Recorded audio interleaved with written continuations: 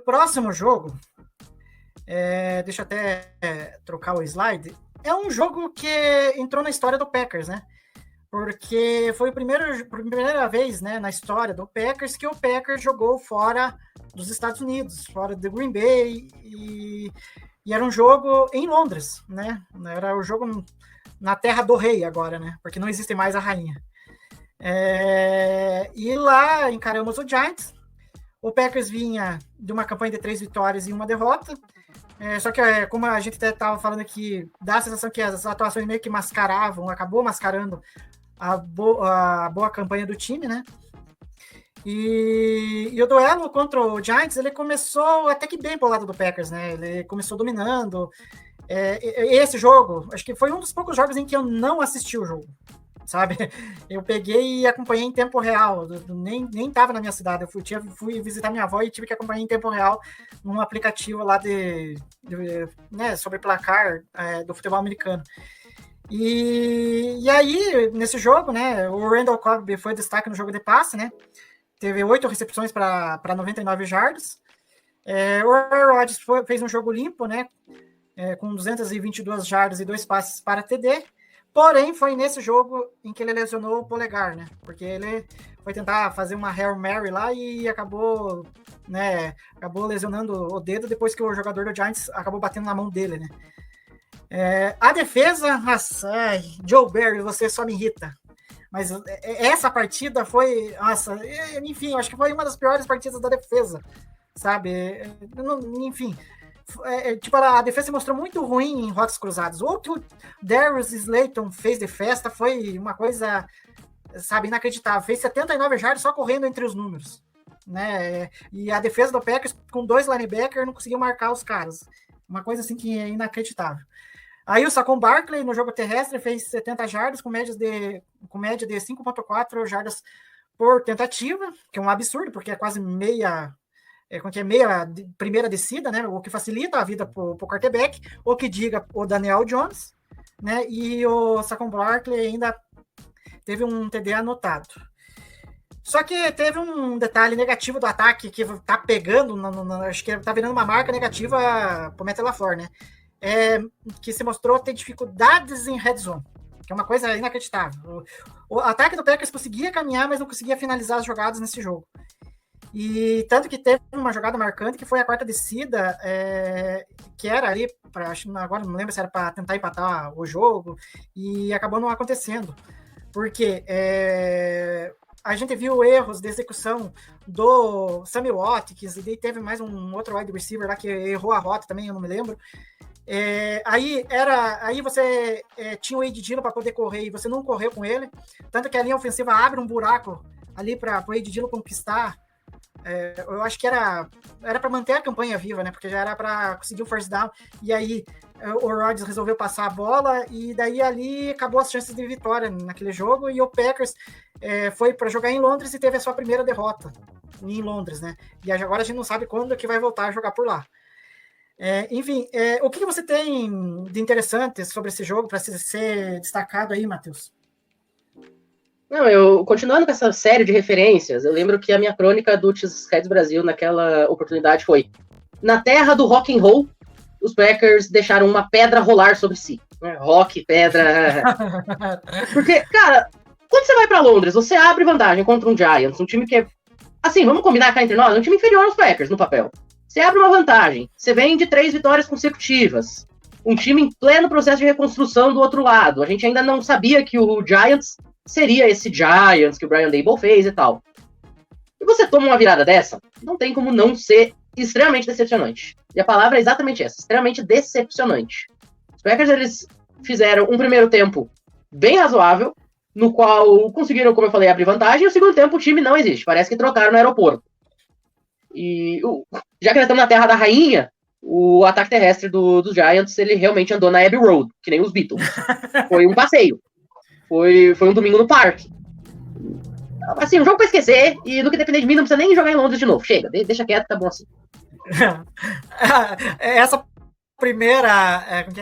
primeira impressão de um jogo lá não foi nada legal. Mas apesar de eu não ter assistido o jogo, né, eu falei aqui, Teve uma jogada que ali mostrou que essa unidade poderia ser diferente. Pelo que eu me lembro, posso estar enganado, talvez, não sei se o Matheus vai lembrar. E eu até me surpreendi naquele momento. Que o Special Teams do Packers acho que tinha bloqueado um chute de punch, né? Se não me engano. E aí eu fiquei pensando, pô, cara, olha, o Special Teams eu acho que vai se salvar nessa temporada. Olha que coisa, né? Depois de tantos erros, de tanta negligência, parece que o Special Teams vai ser a melhor coisa do time. E acabou sendo, né? Foi, acho que, talvez a unidade mais eficiente do Packers na temporada. Então, eu só queria até só destacar essa jogada, porque eu acho que ela foi uma jogada que foi marcante nesse jogo. E meio que foi as unidades do Packers, né? Em que o Special Teams foi a melhor unidade. Não sei se tem alguma coisa a mais a destacar, Matheus, senão a gente passa para o próximo jogo. Não, só dizer que o Special Teams começou a ser bom quando a Mari Rodgers foi embora. A partir do momento que o Keisha Nixon virou titular, o Special Team foi bem. Pois é, mas enfim. Mas vamos agora passar para o próximo jogo. E aí, até então, tinha aquela velha máxima do Matt LaFleur. Que o head coach até então não tinha perdido 2 partidas consecutivas, né, desde que assumiu o Packers. Mas, como todos sabemos, sempre tem uma vez na vida para acontecer. E depois da gente ter perdido por um dos times de Nova York, né, que era o Giants, a gente voltou para Green Bay para encarar já na semana seguinte, para encarar o Jets. E tanto que o Packers abdicou da bye, e daí depois deu um rolo desgraçado sobre isso, porque muito se questionou ali por que o Packers não pegou a bye, né, depois desse jogo de Londres, mas enfim, o jogo contra o Jets já estava marcado, e aí vamos lá para mais uma derrota, né, foi por 27-10, o Matt LaFleur teve que encarar os amiguinhos, né, porque ele tem muitos amiguinhos lá do lado verde de Nova York. Inclusive o irmão. Inclusive o irmão, né, que o meu irmão apelidou de B1 e B2, vai saber se o seu nós estamos com o B1, vai que o B2 aparece lá em Green Bay, não sei, né? Mas enfim. Não, lembrando que o irmão do LaFleur foi demitido do Jets semana passada. Exato, enfim, tanto que surgiu o rumor aí que ele poderia vir para Green Bay por causa do irmão, mas enfim. Aí, nesse jogo, a linha ofensiva teve, eu acho que talvez, foi o pior desempenho da temporada, porque nada deu certo. A DL do Jets engoliu a OL do Green Bay, colocou muitas pressões, sacks. O Quinn Williams, nossa, jantou todos os caras ali pelo miolo da linha, sabe? Até o John Runyan, que vinha tendo até que uma temporada interessante, foi muito mal nesse jogo. O miolo da linha do Packers não existia. E aí o Quinn Williams colocou 2 sacks no Rodgers. E aí os demais jogadores da DL do Jets colocaram outros 2 sacks. Tudo bem que eu acho que a gente não pode também só colocar a culpa na OL. Eu acho que também o Rodgers se mostrou muito hesitante em passar a bola, né? E aí acabou sofrendo também com os sacks, né? Mas ainda assim o Rodgers ainda teve uma produção de 246 jardas e um passe para TD. Uma atuação que não é ruim, apesar de, como que eu posso dizer assim, os números não dizem o que foi o real desempenho dele, né? E a defesa do Packers é aquele desastre no jogo terrestre, parando do jogo terrestre, né? Uma coisa inacreditável. A OL do Jets fez o que quis com a DL do Packers. O Dean Lowry, meu Deus, é uma coisa abominável. Não sei por que esse cara tá em Green Bay ainda. Jogando muito mal. Até o Kenny Clark, sabe, não conseguiu ir bem. Foi um desastre total. Aí o Breece Hall e o Michael Carter produziram muitas jardas após o primeiro contato. O Hall passou de 116 jardas e anotou um TD. E a gente teve a capacidade de tomar uma acho que era reverse, do Braxton Berrios, que fez uma jogada ali percorrendo 20 jardas e virou um TD que mostrou o retrato do que foi o Packers nesse jogo. E é uma derrota assim que foi muito merecida, né, Matheus? Eu lembro que na semana desse jogo, não lembro qual foi o jogador, mas eu lembro que algum jogador falou assim: não, nós ainda não estamos preocupados, a derrota para os Giants foi inesperada, mas ainda não é momento de crise. Ficaremos realmente preocupados se perdermos dos Jets.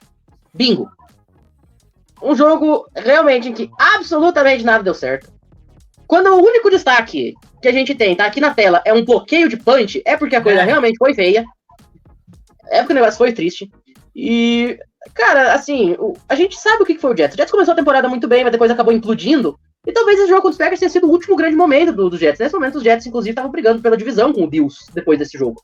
E depois foi de mal a pior, tanto é que acabou não indo nem pro Wild Card. Então, mais um episódio de Packers ressuscitando rivais. Conseguiu fazer isso com o Giants, conseguiu fazer isso com o Jets, conseguiu fazer isso com o Washington, a gente vai falar daqui a pouquinho. E cada vez a temporada indo mais pro espaço. Infelizmente, foi um jogo complicado. E antes de passar para o jogo do Commanders, o Packers pode ter errado em muitas coisas, mas nos últimos anos ele está acertando em trazer alguns jogadores, né, no meio da temporada. E por incrível que pareça, o Eric Wilson foi um acerto, né, e o Special Teams ele foi tipo um jogador fundamental para a unidade, ele liderou em tackles ali, e que nem teve essa jogada marcante, né, era apenas o segundo jogo dele no Packers, né, e faz um bloqueio de punch. Então eu acho que apesar de tantas coisas ruins que o Packers faz e anda fazendo ainda, uma hora ou outra acaba acertando na contratação de alguns jogadores, né? E o Eric Wilson acho que foi um fator em que fez com que o Special Teams crescesse ao longo da temporada.